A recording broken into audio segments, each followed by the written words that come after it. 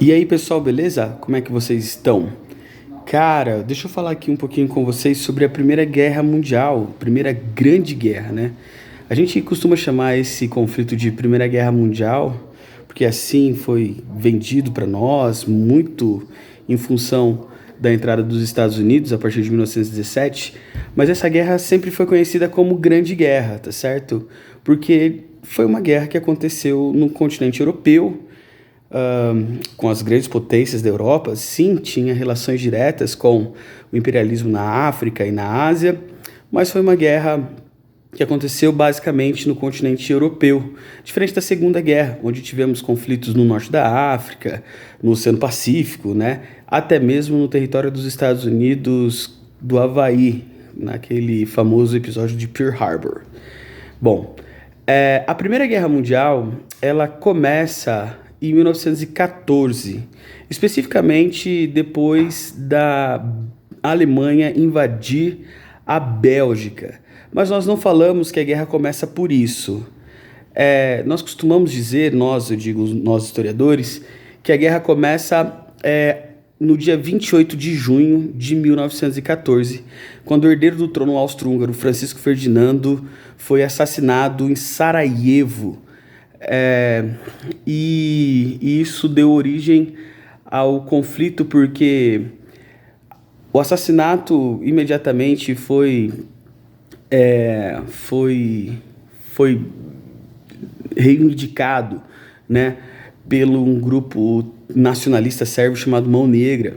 E aí então o Império Austro-Húngaro decide atacar o Reino da Sérvia, entendendo que o Reino da Sérvia, um estado autônomo, estava apoiando esse grupo terrorista em território austro-húngaro, né? E o Reino da Sérvia fazia parte, ou melhor dizendo, o Reino da Sérvia era um aliado do Império Russo, tendo em vista que a Rússia há tempos estava brigando por aquilo que ficou conhecido como pan-eslavismo, né? Que era a união de todos os eslavos sob domínio da Rússia. Então, quando o Império Austro-Húngaro atacou o Reino da Sérvia, a Rússia, por sua vez, declarou guerra ao Império Austro-Húngaro. Mas acontece que a Rússia estava de um lado de uma aliança comercial, portanto econômica e também bélica, chamada de Tríplice Entente, certo? Também conhecida apenas como os aliados. Já, por sua vez, o Império Austro-Húngaro estava naquilo que ficou conhecido como Tríplice Aliança, ou as Potências Centrais, formado, por sua vez, por Alemanha, Itália e Império Austro-Húngaro, né? Então, quando houve, de fato, esse ataque, ali naquele momento nós tivemos, sim, o início do conflito, porque quando a Rússia declara guerra ao Império Austro-Húngaro, a Alemanha declara guerra à Rússia, e aí começa, né? Aí, por sua vez, a França declara guerra à Alemanha, a Rússia declara guerra à Alemanha, o Império Austro-Húngaro declara guerra à Rússia e à França, e a Inglaterra, por fim, entra na guerra depois da Alemanha invadir a Bélgica. Por isso que nós costumamos dizer que a guerra começa efetivamente após a invasão alemã sobre o país Bélgica, tá certo? Um aliado, né, da Inglaterra. Bom, dito isso, é importante saber que nós vivíamos nesse momento aquilo que ficou conhecido como paz armada, né? Em 1870, nós tivemos o fim da chamada Guerra Franco-Prussiana. A Prússia, que depois passou a ser chamada de Alemanha, tinha anexado um território que até aquele momento estava sob influência da França, chamado Alsácia-Lorena, tá certo? E aí, então, a França, que à época era governada pelo sobrinho do Napoleão Bonaparte, chamado Luís Bonaparte ou Napoleão III, declara guerra contra o Reino da Prússia, do então rei Guilherme III. E ali nós temos então um embate que vai durar entre 1869 até 1870, e essa guerra acaba com a Prússia anexando a região da Alsácia-Lorena e, por sua vez, a Alsácia-Lorena fazendo parte daquilo que depois passou a ser chamado de Império Alemão, tá certo? De 1870 até 1914, nós tivemos então um período da história que não tivemos guerra, não tivemos conflito diretamente, mas que existia nesse momento, de fato, um desejo, né, da França de reaver os territórios da Alsácia-Lorena, muito rico em minério, principalmente de ferro. Então a França estava se armando para uma ofensiva contra a Alemanha. Por sua vez, a Inglaterra via também no recém-estado alemão, nascido em 1870, logo depois do fim da Guerra Franco-Prussiana, a Alemanha nasce como Estado unificado, via no Império Alemão uma concorrente do ponto de vista econômico, enquanto a Inglaterra crescia em progressão aritmética, em termos de crescimento econômico, a Alemanha crescia em progressão geométrica, em termos de crescimento econômico. Então era uma questão de tempo, a Alemanha passaria a Inglaterra em termos econômicos. Só que a Alemanha não teve grande êxito na famosa Conferência de Berlim, de 1884. Por quê? Porque a Inglaterra e a França ficaram com a maior parte dos territórios no continente africano, tá certo? Bom, ok. Então nós temos aí esse período que vai de 1870 até 1914, um período que é marcado por isso, ao mesmo tempo por um certo desenvolvimento em termos artísticos, em termos de urbanos,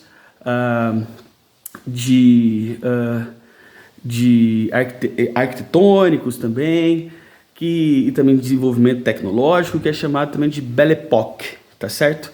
Então tudo isso está acontecendo no mesmo período ali entre 1870 e 1914. Bom, quando o Francisco Ferdinando, o herdeiro do Império Austro-Húngaro, ele vai até a cidade de Sarajevo se apresentar à população local como herdeiro do trono, tendo em vista que nessa época o imperador chamava Francisco José e o filho dele tinha morrido, e o Francisco Ferdinando era o sobrinho do imperador do Império Austro-Húngaro.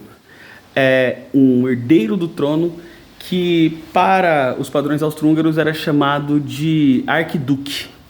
O arquiduque ele era uma espécie de príncipe herdeiro, e ele era então o príncipe herdeiro do trono do Império Austro-Húngaro. Ele vai até Sarajevo, e lá em Sarajevo então ele é assassinado. Não só ele, como sua esposa, a arquiduquesa Sofia, também é assassinado, tá certo? Assassinado pelo grupo Mão Negra, como eu disse agora há pouco para vocês. E por que houve esse assassinato, né? Bom, porque o Mão Negra era um grupo nacionalista sérvio, de uma pequena parcela de um território sérvio que não estava, nessa época, sob domínio do Reino da Sérvia, mas sim era um território que estava sob domínio do Império Austro-Húngaro. Então tá, aí há o assassinato, quem mata é o famoso Gavrilo Príncipe, né? E aí então isso vai dar origem àquilo que eu acabei de falar para vocês, né? O Império Austro-Húngaro invade o Reino da Sérvia, a Rússia declara guerra ao Império Austro-Húngaro, são de grupos distintos, e aí então, de fato, começa o conflito, principalmente ali depois da invasão da Bélgica, pelos alemães. A Itália, certo? A Itália não entra na guerra. Mesmo a Itália estando do lado da Alemanha e do Império Austro-Húngaro, a Itália não entra na guerra no primeiro momento. A alegação da Itália não ter entrado na guerra é que o ataque do Império Austro-Húngaro contra o Reino da Sérvia era algo que estava fora do acordo, tá certo? Que eles tinham. O acordo, na realidade, era de o acordo que o Império Austro-Húngaro, Itália e Alemanha tinha, e a Itália dizia isso, era um acordo que estava vinculado a uma ajuda mútua caso algum dos membros das potências centrais fossem atacados, o que, de fato, eles não foram atacados, né? Quem atacou foi o Império Austro-Húngaro, o Reino da Sérvia. Então, por isso a Itália não entrou. Mas a Itália depois entrou para a guerra, mas do outro lado, do lado da França, do lado da Inglaterra, do lado da Rússia. Por quê? Porque a Itália, em 1915, assinou o chamado Tratado de Londres, onde os ingleses tinham prometido aos italianos alguns territórios que à época pertenciam ao Império Austro-Húngaro. Então, a Itália muda de lado, né? Na realidade, de fato, entra no conflito não do lado dos seus aliados no início, mas sim daqueles que, enfim, dos quais eram contra, né? Beleza. Bom, vamos lá. A Primeira Guerra ela é dividida em 3 fases. A primeira é chamada Guerra de Movimento, a segunda Guerra de Trincheiras e a terceira é conhecida como Última Fase ou Johnny vai à Guerra. E essas 3 fases do conflito são 3 fases muito marcantes. A primeira fase é uma fase de movimento mesmo. Os exércitos estão se movimentando, já tem conflito, né? Diferente da Segunda Guerra Mundial, que demorou quase 6 meses da declaração de guerra até de fato um conflito. Na Primeira Guerra, o conflito já inicia logo ali no início. Então nós vamos ter, durante esse período, várias movimentações acontecendo na Europa, estabelecendo, construindo as trincheiras, porque depois veio então a famosa Guerra de Trincheiras. A Guerra de Trincheiras nada mais foi do que... Trincheira já tinha sido usado, né, em outras guerras. As trincheiras eram uma espécie assim de buracos feitos na terra. Na realidade, eram muitas vezes contínuos, assim, não era um buraco, né? Elas se ligavam, se entrelaçavam e tudo mais. E uma trincheira ficava de frente, geralmente, para outra trincheira, que era do seu inimigo. E assim eles passavam, então, um de um lado atirando, o outro do outro lado atirando, jogando bomba, jogando granada, enfim, tal. E no meio desse território tinha a famosa Terra de Ninguém. E essa Terra de Ninguém era um campo minado, muitas vezes nem minado do ponto de vista que tinha bomba ali, mas esse campo minado onde, nesse meio, nós tínhamos um lugar que não era nem de quem estava atacando ou nem de quem estava defendendo, né? E, enfim, esse período da Guerra de Trincheiras vai durar de 1914, 1915 até... Nós já tínhamos trincheiras ali em dezembro de 1914, mas vai durar de 1915, mais ou menos, no começo do ano, até por volta de 1917, tá certo? Essas guerras de trincheira. Foi o período onde mais gente morreu na guerra. E por que onde mais gente morreu na guerra? Bom, porque as trincheiras eram um lugar insalubre, as pessoas muitas vezes pegavam piolho, tomava muitas vezes água de péssima qualidade, desenvolvia ali disenteria, ficava muitas vezes desidratado e não tinha um acompanhamento médico necessário, poderia inclusive vir a óbito, né? Só para que vocês tenham uma ideia. E isso é muito interessante de se saber, porque muitas das mortes que acontecem nesse período não estava totalmente vinculado à guerra. Muitas das mortes que acontecem nesse período estavam muito mais vinculadas, digamos assim, às condições em que a guerra estava acontecendo, tá certo? Por isso, então, esse período da Guerra de Trincheiras é um período marcadamente muito mortífero, apesar de tipo, ser um período também de equilíbrio de forças, tá certo? Bom, navios dos Estados Unidos são afundados por submarinos alemães e em 1917 os Estados Unidos entram na guerra. O então presidente dos Estados Unidos, chamado Woodrow Wilson, queria muito que os Estados Unidos entrassem na guerra porque via na guerra uma oportunidade de negócio e ele não estava errado nisso. Mas ele não sabia exatamente em que lado ele entraria, se bem que os Estados Unidos há algum tempo já estava enviando munições para a Tríplice Entente. E acontece então que os Estados Unidos entram na guerra em 1917. Nesse mesmo ano, no final do ano, nós vamos ter a Revolução Russa, a Revolução Soviética, e a Rússia sai da guerra, né? A Rússia na guerra foi assim, uma piada, né? Tendo em vista que era uma arma para cada 4 russos, ou seja, a Rússia vai para a guerra desarmada, muitos russos morrem na guerra, vai ser as maiores perdas da guerra, proporcionalmente foram da Rússia em termos de mortes, né? E, enfim, e a guerra então, 17, daí 18, então nós vamos ter ali a desagregação do Império Turco, primeiro do Império Austro-Húngaro, que vai deixar de existir, eles decidem sair da guerra.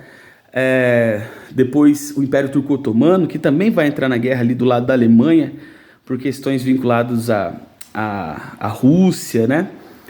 Territórios ali no Oriente Médio, por isso o Império Turco Otomano entra na guerra também. E o Império Turco Otomano também sai da guerra em 18, sobrando no final da guerra apenas a Alemanha. A Alemanha vai ser o último país do conflito a se entregar, de fato, a se render do lado, principalmente ali das potências centrais ou da Tríplice Aliança. A Alemanha durante algum tempo, lutou sozinha na guerra, né? Isso está muito claro num filme chamado Nada de Novo no Front, um filme esse que ganhou o Oscar, né? Como eu acho o melhor filme estrangeiro. Fala um pouco sobre isso, tá no Netflix, vale a pena assistir, viu? É um filme muito bom mesmo. É uma refilmagem, já fizeram outros filmes com esse mesmo nome e com essa mesma história, mas muito interessante. E vai mostrar o lado alemão, porque nós estamos acostumados muito a ver o lado dos Estados Unidos, o lado da Inglaterra, como 1917, e esse é o caso para a gente ver um pouco sobre o lado alemão. E quando a gente fala sobre a Primeira Guerra Mundial é bem interessante isso, né? Porque na Segunda Guerra Mundial fica muito claro quem são os mocinhos e quem são os vilões na Segunda Guerra Mundial. Obviamente o Hitler e o eixo, né, as potências do eixo, como ficou conhecido, eram do mal, né, contra os Estados Unidos, a Inglaterra, que lutavam por liberdade, enfim, essas questões. Mas na Primeira Guerra Mundial isso não é muito claro. Então, quem era do mal? A Alemanha era do mal? Não sei. A Rússia era do mal? Não sei. Então não tem como a gente falar isso, porque isso não fica muito claro quem são os mocinhos e os vilões, né, na Primeira Guerra Mundial, tá certo? Bom, vamos lá então. Caminhando para o fim, a guerra termina em novembro de 1918, quando a Alemanha se rende, né? Nós temos o armistício ali, que o conflito acaba, né? Eles assinam então um acordo de armistício para que a guerra acabasse, e depois, em janeiro de 1919, nós vamos ter então a Conferência de Paz de Paris, onde de fato vai determinar que a guerra ali tinha acabado mesmo, né? E no meio desse mesmo ano nós tivemos o famoso Tratado de Versalhes, que foi assinado no famoso Palácio de Versalhes, no Salão dos Espelhos. Versalhes, um palácio famoso por conta da Revolução Francesa, era onde morava os Bourbons, o Luís XVI. Versalhes que tinha sido construído pelo bisavô do Luís XVI, o famoso rei Luís XIV, né? Bom, vamos lá então para o final. O Tratado de Versalhes foi assinado. A Alemanha foi o país que mais foi condenado e mais pagou pelo Tratado de Versalhes, né? No Tratado de Versalhes. Interessante que os Estados Unidos não assinou o Tratado de Versalhes, mas a França e a Inglaterra sim, e condenaram por vez a Alemanha. Professor, mas foi a Alemanha que começou a guerra? Não, não foi a Alemanha que começou a guerra. Como bem sabemos e como já foi dito aqui, tecnicamente quem começou a guerra foi a Rússia, né? Ou o Império Austro-Húngaro, ao atacar o reino da Sérvia.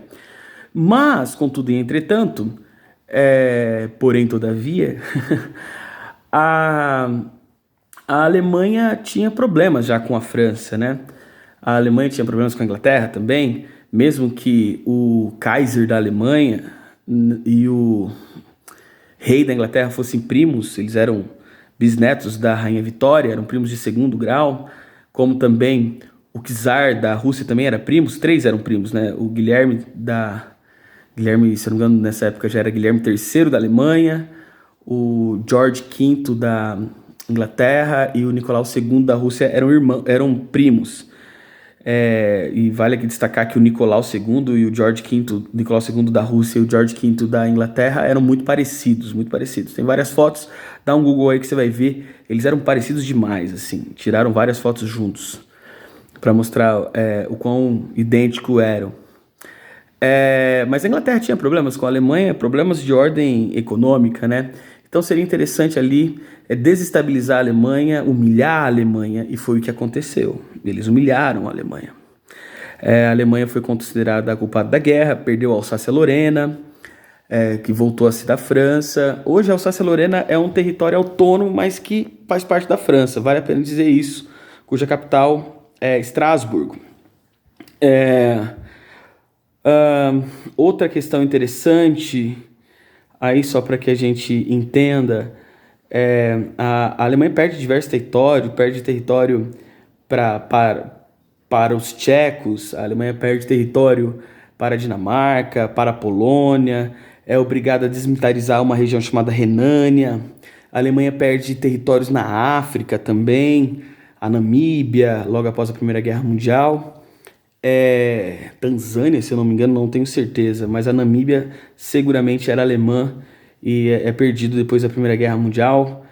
É, a Alemanha é obrigada a pagar uma dívida bilionária, no primeiro momento 20 bilhões de marcos, depois essa dívida passa a ser de 200 bilhões de marcos, dívida essa que só foi quitada em janeiro de 2010. É importante dizer que os alemães pagaram a dívida até o fim, dívida essa contraída após a Primeira Guerra, então 1919 a 2010, né? Um tempo significativo. Ah, a Alemanha também não poderia ter um exército com mais de 100 mil soldados. Cara, 100 mil soldados é muito pouco. A Alemanha mandou para a Primeira Guerra Mundial cerca de 14 milhões e meio de soldados. 100 mil soldados é muito pouco. A Alemanha não poderia fazer armas com calibre maior do que 38 milímetros. A Alemanha foi obrigada, melhor dizendo, a destruir aviões, foi obrigada a destruir rifles, metralhadoras também. Enfim, o marco, que era a moeda alemã, se torna uma das moedas mais valorizadas do mundo ocidental. Eu acho que na história do mundo ocidental, levando em consideração até questões como Venezuela e tal, eu acho que a Alemanha, pós Primeira Guerra Mundial, talvez tenha vivenciado a maior desvalorização financeira de uma nação, até onde eu me lembre. Então a Alemanha sai dessa Primeira Guerra Mundial arrasada, o Império Alemão deixa de existir. Em 1920 nós vamos ter a proclamação da chamada República de Weimar, né?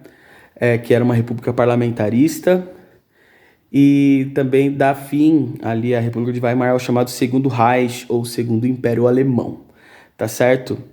As consequências dessa humilhação alemã, você já deve saber, que foi a ascensão do nazismo, a necessidade do patriotismo, né? Ou a ascensão dessa ideia do nacionalismo germânico, de uma nação que deveria retomar o seu lugar. Isso vai dar origem à Segunda Guerra Mundial. Mas esse é assunto para uma outra aula, tá certo?